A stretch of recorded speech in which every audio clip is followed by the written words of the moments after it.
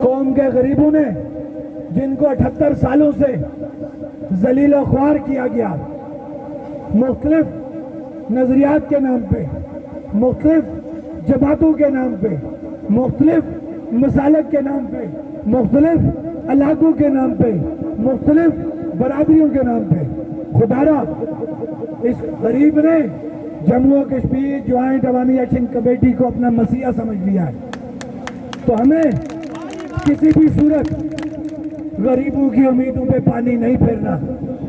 مجھے اور آپ کو اپنے جذبات پہ کنٹرول رکھنا ہے، اپنا آپ مارنا ہے تاکہ کسی غریب کا نقصان نہ ہو سکے، کسی کا بچہ ضائع نہ ہو۔ کل جو نوجوان گیا، کیا ہم اس کے والدین کو وہ لا کے دے سکتے ہیں؟ نہیں دے سکتے۔ یا وہ 3 شہید جو آج ہم میں نہیں ہیں، ہم ان کے والدین کو وہ کبھی پوری کروا کے دے سکتے؟ نہیں دے سکتے۔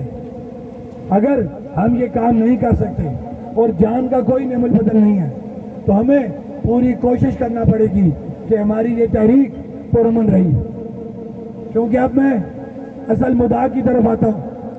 الحمدللہ